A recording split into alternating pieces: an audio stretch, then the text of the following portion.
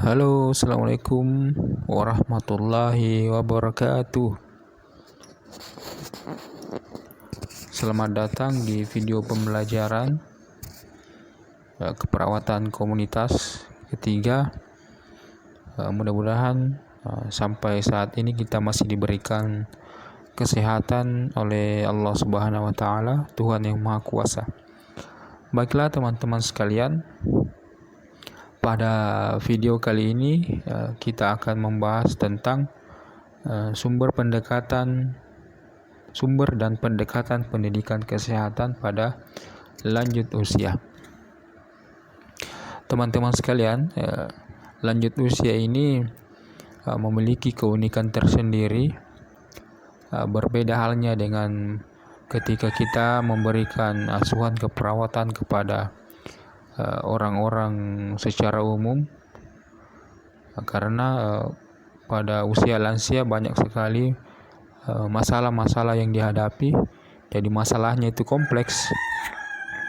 Jadi kita bukan hanya fokus pada masalah yang sedang dihadapi, tapi kita harus menangani masalah lansia itu secara keseluruhan atau secara menyeluruh, supaya lansia ini bisa hidup secara bahagia dan sejahtera, dan lansia bisa hidup bersama dengan masyarakat. Mereka bisa diterima dalam masyarakat seperti halnya orang-orang secara umum. Nah, tujuan kita melakukan asuhan keperawatan kepada lansia tentu adalah bagaimana agar mereka bisa mencapai derajat kesehatan yang maksimal, sehingga mutu kehidupan mereka bisa lebih bagus, bisa lebih menikmati masa tua, sehingga dalam masyarakat mereka bisa diterima dalam keluarganya maupun dalam kehidupan masyarakat. Mereka masih bisa berperan aktif dalam masyarakat, bahkan kalau bisa mereka bisa lebih produktif, memberikan manfaat-manfaat dalam masyarakat. Karena untuk para lansia ini ada beberapa tingkatannya sebenarnya. Contohnya ada lansia yang masih pasif atau lansia yang pasif. Mereka itu adalah yang sepenuhnya mendapatkan bantuan dari orang lain. Mungkin karena dia mengalami penyakit-penyakit tertentu, sehingga cuma bisa tinggal di tempat tidur atau kursi roda, sehingga semua kegiatan-kegiatannya hanya dibantu oleh orang lain. Yang kedua, ada juga lansia yang mereka bisa memenuhi kebutuhan atau kegiatan-kegiatannya sendiri. Mereka bisa makan sendiri, bisa mandi sendiri, bisa membersihkan dirinya sendiri, tapi tidak mampu bekerja selayaknya seperti orang biasa. Jadi kebutuhan hidupnya seperti kebutuhan makannya masih harus dipenuhi oleh orang lain. Nah, ada juga lansia yang dianggap sebagai lansia yang aktif. Jadi dia masih bisa keluar rumah, masih bisa pergi ke pasar, masih bisa jalan kaki, masih bisa lari-lari atau olahraga. Nah, ini termasuk dalam lansia yang masih aktif. Nah, lansia yang paling tinggi tingkatannya atau menurut status kesehatannya yaitu lansia yang produktif. Lansia yang produktif ini mereka yang masih seperti kita, masih bisa cari uang, masih bisa bekerja selayaknya seperti orang biasa. Seperti itu. Jadi dalam menentukan asuhan keperawatan yang diberikan, kita harus memperhatikan kondisi-kondisi yang dialami oleh lansia. Nah, Oleh karena itu, dalam memberikan asuhan keperawatan, kita perlu memperhatikan beberapa pendekatan yang bisa kita lakukan dalam menerapkan asuhan keperawatan yang kita berikan, supaya asuhan keperawatan yang kita berikan bisa berjalan secara efektif dan efisien. Jadi bisa diterima dengan baik oleh lansia, dan bisa juga diterima dengan baik oleh keluarga lansia. Nah, apa saja pendekatan yang harus kita lakukan atau laksanakan dalam keperawatan keperawatan lansia ini. Yang pertama adalah pendekatan secara fisik. Yang kedua, pendekatan secara psikis atau psikologis, atau pendekatan kejiwaan. Yang ketiga adalah pendekatan sosial. Dan yang keempat, pendekatan spiritual. Nah, 4 poin ini, ketika kita melakukan asuhan keperawatan kepada lansia, kita harus memperhatikan 4 poin ini supaya betul-betul kita bisa membantu lansia untuk bisa hidup secara sejahtera, atau bisa hidup secara baik, dan mereka tetap melaksanakan, atau mereka tetap menjalankan perannya dalam kehidupan masyarakat, atau setidaknya mereka bisa mandiri dan bisa menangani masalahnya sendiri. Jadi tujuannya kita memberikan asuhan keperawatan adalah kita membantu lansia supaya bisa mandiri. Nah, itu tujuan utamanya, mandiri terutama dalam memenuhi kebutuhannya. Nah, oleh karena itu kita harus melakukan pendekatan-pendekatan ini. Nah, yang pertama adalah pendekatan fisik.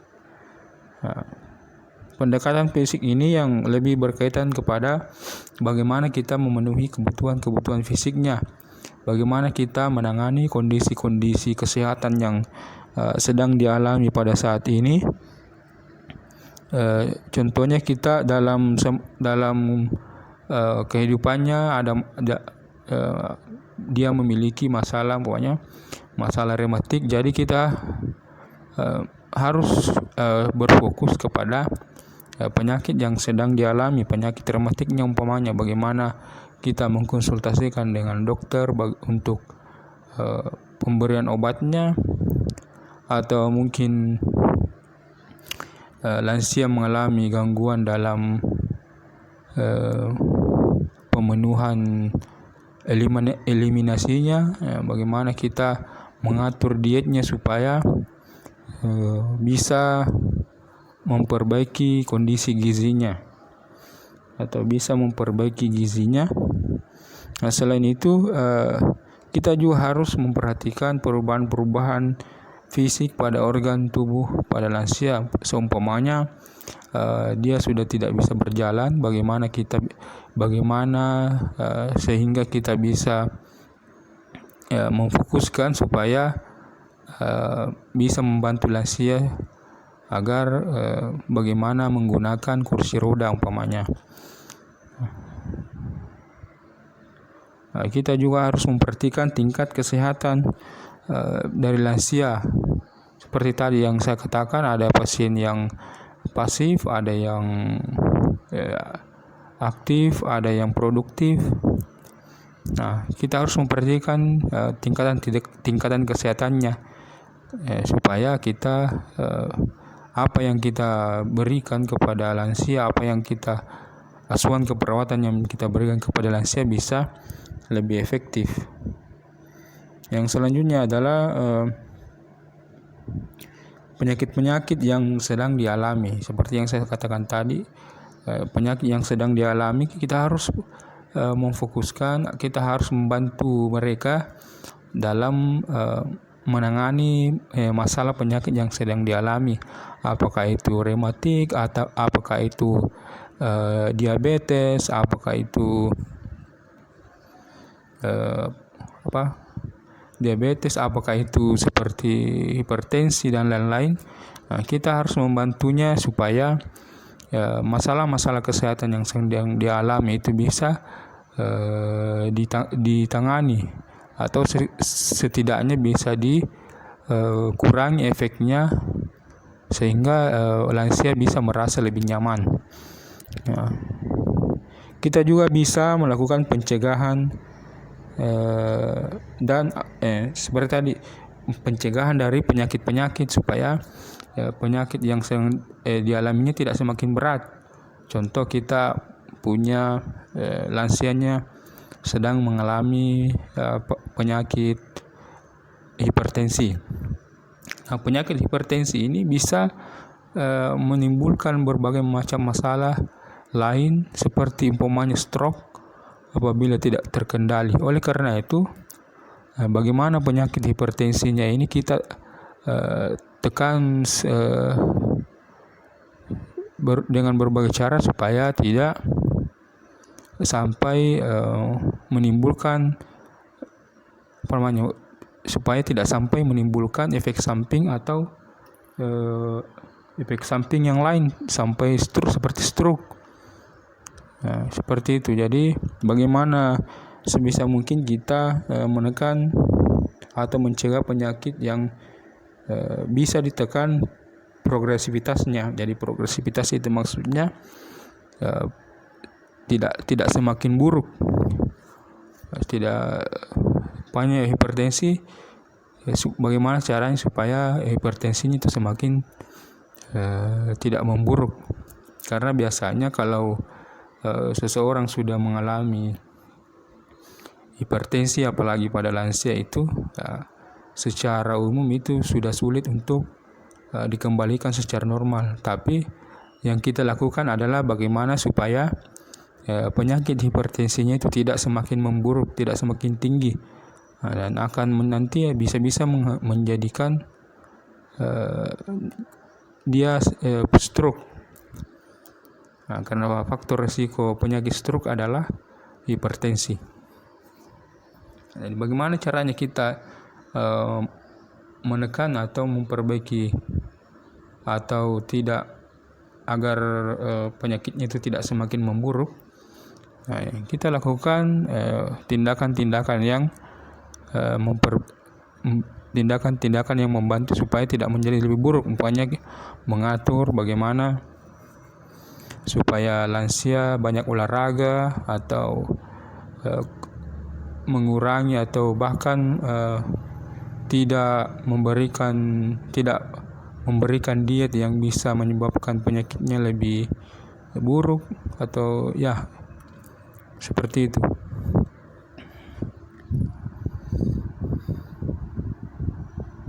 Nah, selanjutnya adalah pendekatan psikis atau psikologis.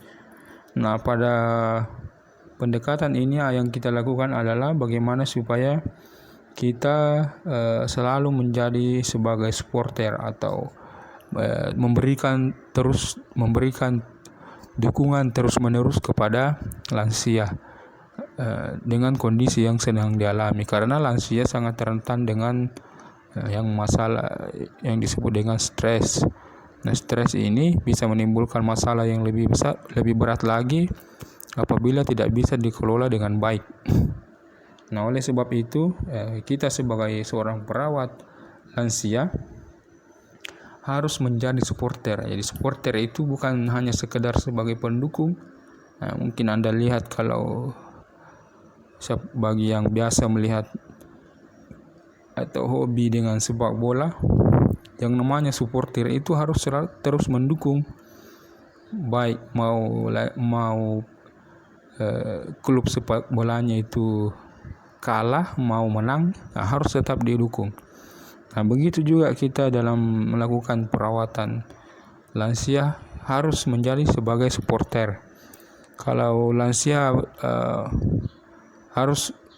kalau lansia sedang mengalami stres, bagaimana caranya supaya kita tetap mendukung supaya stresnya itu tidak semakin parah. Nah, kita juga sebagai interpreter atau bagaimana kita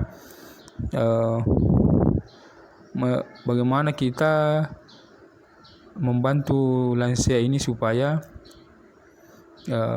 memberikan solusi-solusi terhadap permasalahan yang sedang dialami, atau setidaknya bisa memberikan pencerahan-pencerahan kepada lansia supaya pikirannya merasa lebih tenang.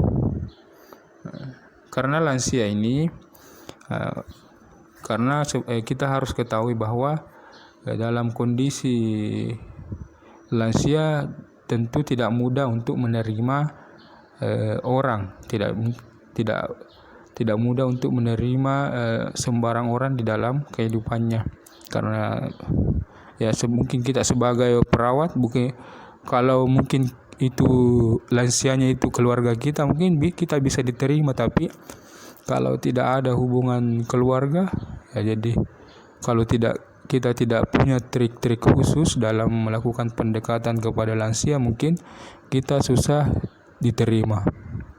Jadi yang pertama harus kita lakukan sebelum melaksanakan asuhan keperawatan yang kita inginkan, tentu kita harus, yang pertama adalah membina hubungan saling percaya, supaya lansia ini bisa percaya kepada kita, sehingga mungkin bisa menceritakan secara menyeluruh permasalahan yang sedang dialami. Dari timbulnya rasa percaya ini akan memudahkan kita dalam mengkaji segala permasalahan yang sedang dialami oleh lansia. Oleh karena itu, kita harus melakukan pendekatan terlebih dahulu, terutama ini pendekatan psikologis, karena kita harus melakukannya secara intens, secara terus-menerus, supaya lansia ini bisa istilahnya bisa mencurahkan secara seluruh permasalahannya kepada kita. Karena terkadang lansia mungkin anaknya sudah tidak peduli, atau keluarganya sudah tidak peduli dengan kondisi yang sedang dialaminya. Nah, kita sebagai seorang perawat bisa bertindak sebagai teman curhat, tempat curhatnya, supaya pikiran-pikiran yang mengganggu dalam pikirannya, masalah-masalah yang mengganggu dalam pikirannya bisa lebih lega. Begitupun juga kita, kalau kita punya masalah yang dalam pikiran, kalau kita curhat kepada teman, mungkin lebih ringan, kita bisa lebih ringan, setidaknya lebih lega. Begitu juga lansia. Kita sebagai seorang perawat lansia harus siap menjadi teman curhat untuk lansia. Seperti itu, supaya mereka bisa supaya dalam pelaksanaan asuhan keperawatan ini bisa timbul rasa saling percaya antar perawat dengan lansianya. Selanjutnya,